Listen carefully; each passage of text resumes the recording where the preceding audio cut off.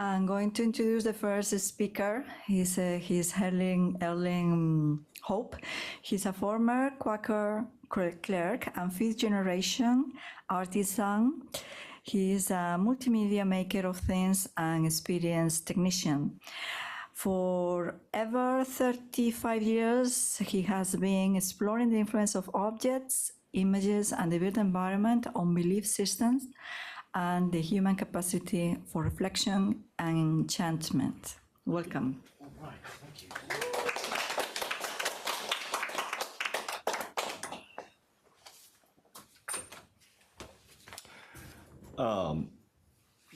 Notably, I think I am also sometimes referred to as a tourist trapped in a townie's body. By that person right there, anyways. It's intended as an insult, but it's I consider it a high calling. Anyway, look, here we are. We are witnessing, all of us, through a strange alliance between nihilists and fundamentalists, a radical corporate deregulatory agenda administered through the use of stories about shape-shifting alien reptoids. We are watching a cynically engineered mass psychosis applied to an extended effort to dismantle a democratic nation state. That's where exploring conspiracy theories as works of creative expressions, as works of art, will get you these days. But also, it is a wild time to be alive. It is a wild time to be alive. I am here to talk about the evolution of spirituality in the context of conspiracy paranoia epistemology. I need to do a little table setting first. First of all, this is not my natural habitat, and I'm not the most self-aware person, and I am easily distracted. So if I wander from the microphone or start to mumble, just give me one of these. Give me one of these, okay? Also, I am going to be talking about MAGA. It is a crude and reductive term that is shifting a bit. It's a bit tarnished as a brand. But it's a shorthand that I'm going to need to use for the sake of economy here. I also need to clarify that when I talk about MAGA, I'm also talking to MAGA. English does not sport pronouns for that in-between space, them and you, so I may stumble that, but understand that when I talk about MAGA, I am also speaking to MAGA.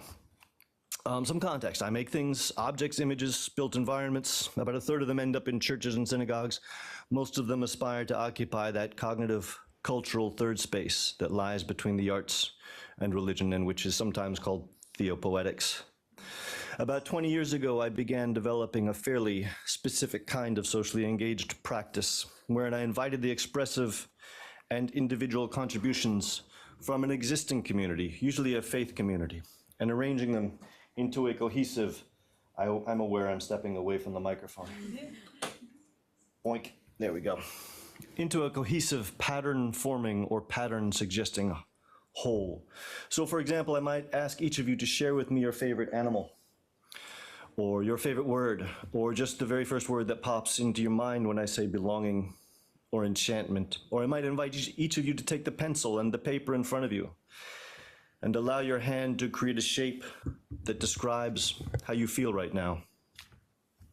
I would then take these contributions, these words or shapes, and arrange them into something meaningful, a story, say, or in the case of shapes or visual elements, a pattern, usually a radial pattern. I then sample and share just a portion of this pattern or story or poem. The idea is that the individual members of the community would recognize through the distortions and filtering and focusing functions of the arts their presence within that community. Oh, there's my shape, or here's my favorite word. And then further perceive these larger patterns and meanings embedded in this larger theme. These would be, in a sense, a snapshot group portrait of a beloved community in a moment in time. They would suggest both the beauty and cohesiveness and tensions within that community, but also the relationships, the relationship of that community with the world beyond it. Why is this door? At the same time, I was watching my colleagues in the building trades over the course of these 20 plus years, descending into a both opaque and baroque world of conspiracy paranoia.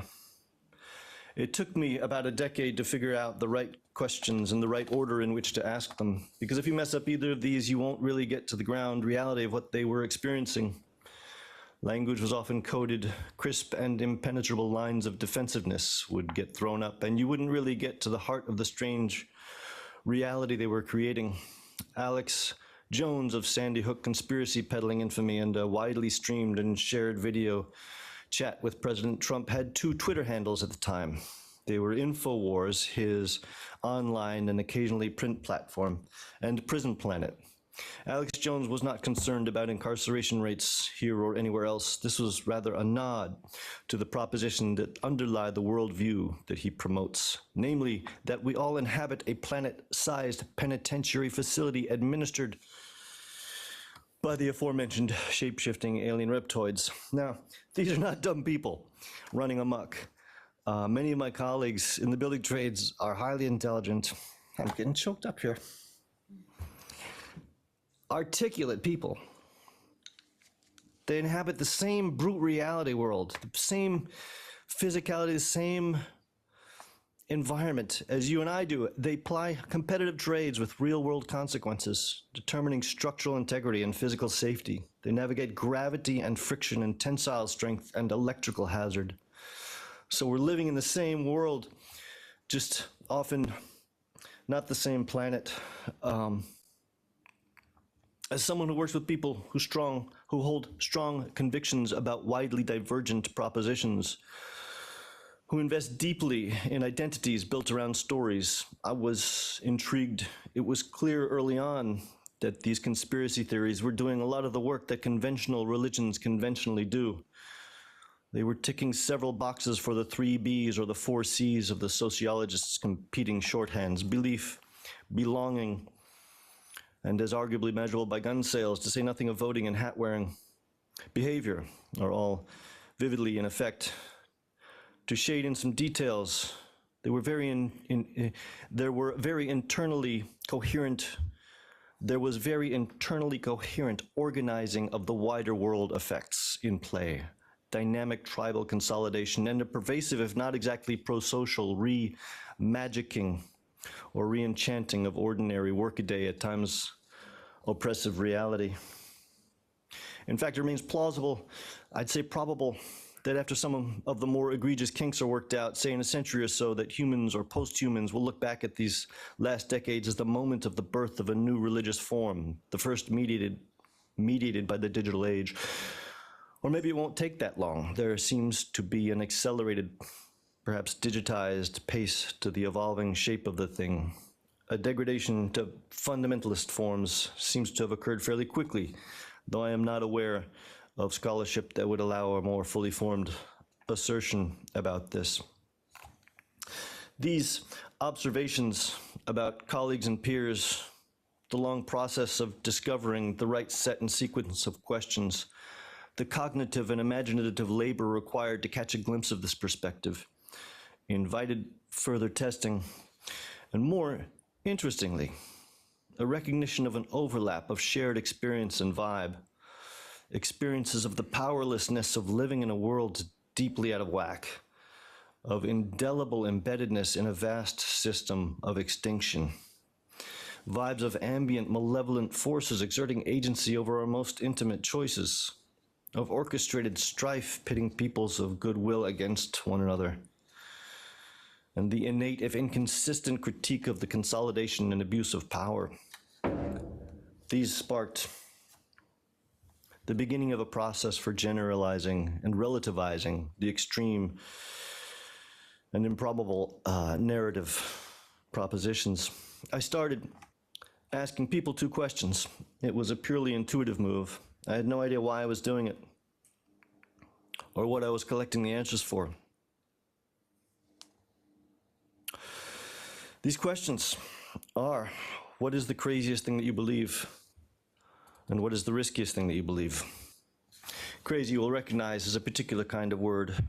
It is most often used as an othering word, and so it is useful to engage this first question as an invitation to other yourself, to step outside of your comfortable boundaries and attempt a view of your inner workings from a novel angle, from the imagined perspective of the randomized stranger. It came to me during COVID, during specifically COVID lockdown insomnia, that the task ahead was that of creating from whole cloth a novel conspiracy theory. I gave for myself 2 rules, with the idea that pulling it off wasn't really remotely a possibility. Rule 1, it had to accommodate all of the hundreds of craziest and riskiest beliefs that had in the meantime been shared with me. And rule 2, it had to be true. I will tell you, it proved to be a frighteningly easy and disturbingly enjoyable task and process. The Q public conspiracy theory that emerged from this moment is of the layered systemic type. It is as distinct from the less ambitious sort of event-oriented conspiracy theory. It is, I think, the world's first pro-social, gamified, collaborative conspiracy theory that is also very technically true, according to the established facts of history and the rules of logic and language. It is kept confined in a secure compound of pages at the back of my website. If you would like to catch a glimpse of it, you can smush my name together and add .com. On my news page, you can search and find the word rabbit hole. You will have found the entrance. But be careful. Please don't feed it. And whatever you do, don't let it out. Elon Musk recently stated that the fundamental weakness of Western civilization is empathy. No. The fundamental weakness of Western civilization, if such a thing exists, is storytelling. This is the exploit leveraged by tobacco and petroleum and social media corporations. This is how the advertisements for pickup trucks and pharmaceuticals work. This is the hack leveraged so effectively and so relentlessly by the far right. So if in the age-old project of building community and orchestrating enchantment, a project at which storytelling, and especially in the Pauline Christian context, propositional claims about the nature of reality and the human creature in it, if this capacity of language has been so abused, if stories have led us to this moment, this fever dream, this sprawling celebration of cruelty, greed, willful ignorance, well, what are we left with? What can language do in the context of sanctuary, of ceremony? How can it be used to rehumanize the quarrelsome, gullible, broken creatures that we are? Last year,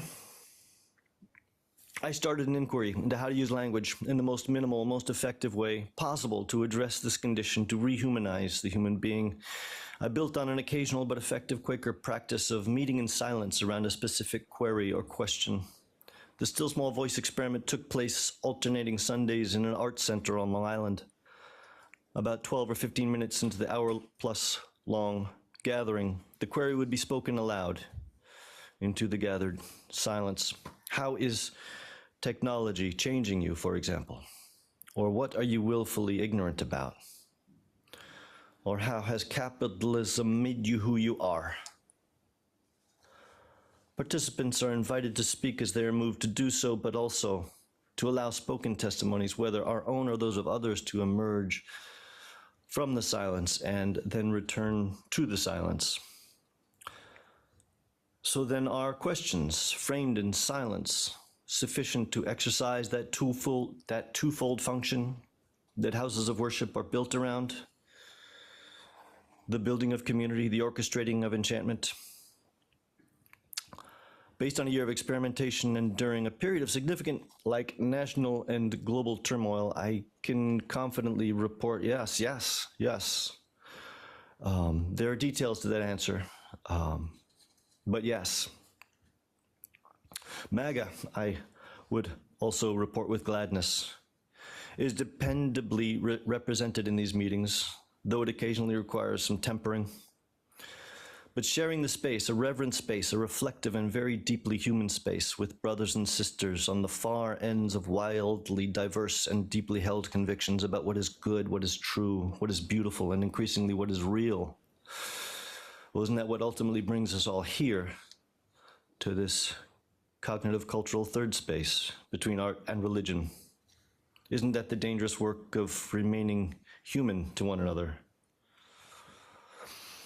My hometown on Long Island sports an annual artists and writers softball game.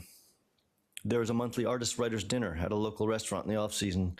Largely, that's an artifact of its location in the extended shadow of Madison Avenue and of Wall Street. But also, and significantly, there's a strange internal logic to it that reaches beyond its specific geography, like an actors versus architects softball game, or a dancers and filmmakers dinner would catch your attention because there's a randomness here that isn't present when we pair the crafters of images with those of words. Because the tension, the dialogue between image and word forms a venerable metric for assessing cultural production. The painting and the novel are the artifacts of prestige going back centuries now. This is not a universal condition. It is specifically, I think, an Abrahamic arrangement. And the desert traditions share that patriarchal ancestor, but more significantly, they share the deep influence of the original revolution in digital communication technology, called the alphabet, which incidentally but also inevitably elevates the status of text and informs a recurring suspicion of the senses as a source of coherence and meaning. The second commandment, what is it? No, really, what is it? Don't make pictures. What is that? It speaks to an early emergence of some sort of contest or aggressive dance between the fashioned image and the written word. But that next commandment arguably idolize the name, seals the deal, and the fate of the cultures that descend from that moment. Through Freud and Wittgenstein, McLuhan to Temple Grandin, and I leave it to the scholars to fill in the many gaps here. We see this tension between image and word plumbed and leveraged and explored. Is it possible, though, that this index is now obsolete, replaced with a new, and again, technologically brokered metric, that of curation and performance? Consider how we curate our daily experience. For years, we've been able to quickly cull our emotional affect through a switch of the radio station. Now by scrolling through playlists. What is the first act of proto-adulthood for so many youngs? The crafting and curating of a brand, a social avatar, para-presence.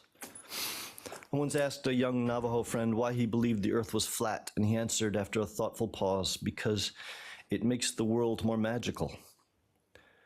Conspiracy theories involve the careful curation of data points to shape experience, the way a painter curates brushstrokes, deciding which to accent, which to bury. And mindfulness movements and their many influential roots and branches are essentially exercises in curating our awareness. Endless language about imposter syndrome and virtue signaling and main character syndrome, fronting and keeping it real, LARPing and cosplay. We talk of a kayfabe president and the performativity of gender. This speaks of a culture wrestling through the anxieties of a novel set of aesthetic and moral values being background downloaded into our operating systems. We are all performers and curators, and always have been. But now these are primary measures of cultural production and participation. So that when you ask someone who believes that somehow the 2020 election was still stolen, and you can actually watch Leon Festinger's observations unfolding in real time, in yourself if you are MAGA or MAGA adjacent, or in your family member or colleague, if you engage the right questions in the right order, because this is a unique time right now for the MAGA movement, a full season into the second and far more effective term, and yet where are the investigations, where are the indictments, where are the arrests? And then ask, do you expect there to be any? because this would have been the crime of the century, a stolen election. And if you are MAGA and you have a conscience, and most likely you do, just statistically, you then have to admit that you do not expect there to be any indictments or arrests. They don't. From there, it is just a short hop and a skip. And some of you will do this. Some of you have done this with me, and I am grateful to conceding that you don't actually believe that it was stolen. This remains important because it is important for your guy, and it remains important because it is the claim, the lie on which all the other lies, all the licentiousness and grievance fetishization are built. But the fundamentalism on display in the MAGA movement, and this is important for the rest of us to understand, is largely a performance. Yes, there is delusion and gullibility and no small amount of disordered emotional and cognitive regulation, and for some there's just the joy of being an asshole. I can relate. But woven all through this is a novel and multifactorial emphasis on performing these beliefs without believing these beliefs. I think this is a novel moment in the evolution of fundamentalism, and we should be talking about that. But it's more an indication of a larger rearrangement of the culture's relationship with the act of believing. Lastly, all through this is the background influence of technology. From the influence of the technology of alphabet to the internet, and now AI comes on the scene. And it's kind of amazing. We have AI doing this vast curation and performance. AI and Trump at the same time. And AI, by enacting the most vast and radical and ambitious instances of curation ever possible, scraping all of digitized human expression, performs consciousness increasingly convincingly, to our great astonishment. Fake it till you feel it. That's what AI is doing right now. It's crazy, right? Room chair, how much time do I have left? 5 minutes. 5 minutes? So, It's up to you. well, Maya, it's up to you, yeah? Maisie.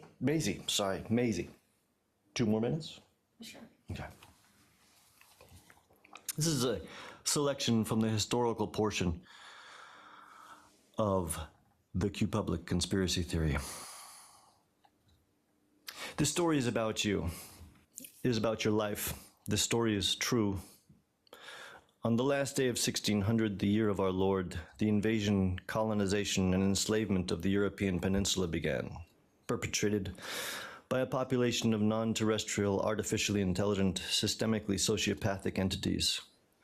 From there it spread outward, conquering and infecting entire continents, as well as downward, propagating the deadening dynamics of exploitation and commodification through smaller and more granular nodes of human interaction, until the individual surrenders their attention willingly, and the mantle of personhood is claimed from them.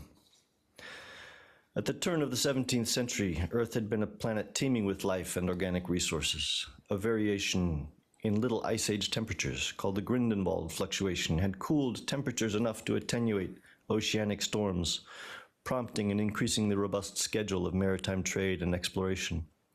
And the inhabitants of the European peninsula had just begun knitting science, industry, and warfare into a cohesive cultural sector, heralding a new era of resource extraction and expansionism. Within 20 years, transoceanic racialized slave trade and genocidal colonization practices had become normalized and energized, terraforming of the planet's climate through an industrializing whaling trade, disrupting oceanic carbon sinks and nutrient distribution, was mobilized and propelled as well. I'm going to stop